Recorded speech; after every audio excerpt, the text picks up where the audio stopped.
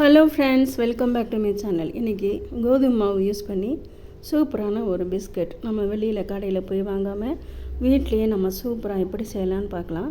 அதுக்கு ஆட்டா கோதுமை மாவு 2 கப் எடுத்திருக்கேன்.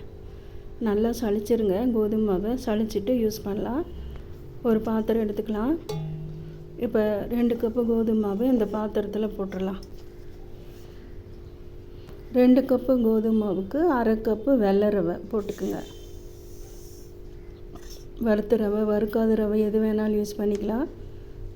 இனிப்பு சுவையை தூக்கி கொடுக்கறதுக்காக ஒரு பிஞ்சு சால்ட்டு, 1/4 ஸ்பூன் பேக்கிங் சோடா போட்டு ஃபஸ்ட்டு எல்லாத்தையும் நல்லா இதை மிக்ஸ் பண்ணிடுங்க. நல்லா மிக்ஸ் பண்ணிவிட்டு அதுக்கப்புறமா சர்க்கரை போடணும். சர்க்கரை நான் ஒயிட் சுகர் எடுத்திருக்கேன். நீங்கள் நாட்டு சர்க்கரை கூட ஆட் பண்ணிக்கலாம். அரை பவுல் சர்க்கரை எடுத்துகிட்டு 3/4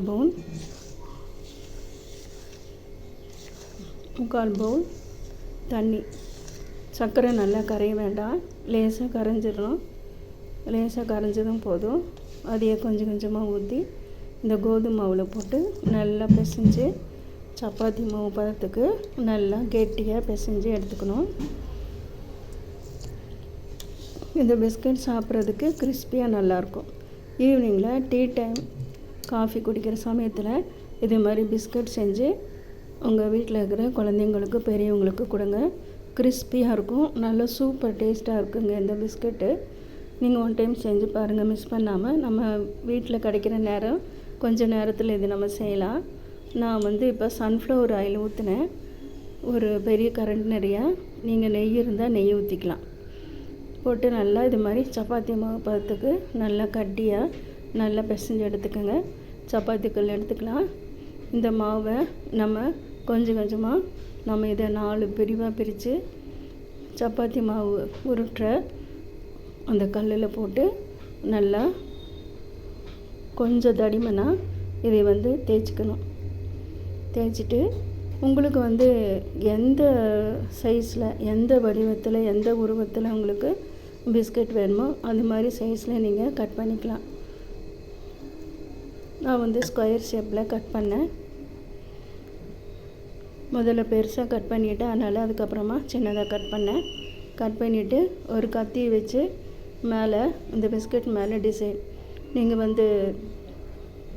நேராக போடலாம், இல்லை கிராஸாக போடலாம், இல்லைன்னா ஸ்மைலி மாதிரி டம்ளரில் வச்சு நீங்கள் அந்த மாதிரி டிசைன் கூட நீங்கள் போட்டுக்கலாம். இப்போ இந்த டிசைன் போட்டு ரெடி பண்ணிடலாம். பாருங்கள், போட்டாச்சு. அதுக்கப்புறமா ஸ்டவ் பற்றி வச்சு ஒரு கடாய் வச்சு எண்ணெய் ஹீட் பண்ணியாச்சு. எண்ணெய் முதல்ல நல்லா ஹீட் பண்ணிவிட்டு அதுக்கப்புறம் சிம்மில் வச்சுக்கணும்.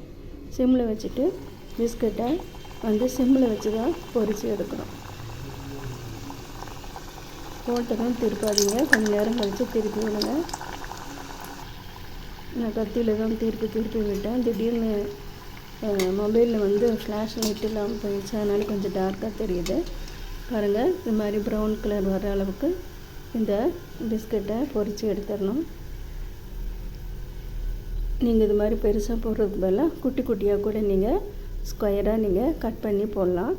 அதுவும் நல்லாயிருக்கும், டேஸ்ட்டாக இருக்கும். உங்களுக்கு எது விருப்பமோ, உங்கள் வீட்டில் இருக்கவங்களுக்கு எது விருப்பமோ சாப்பிடுவாங்களோ அந்த மாதிரி டிசைனில், அந்த மாதிரி பேட்டர்னில் நீங்கள் இந்த பிஸ்கட்டை நீங்கள் ரெடி பண்ணலாம்.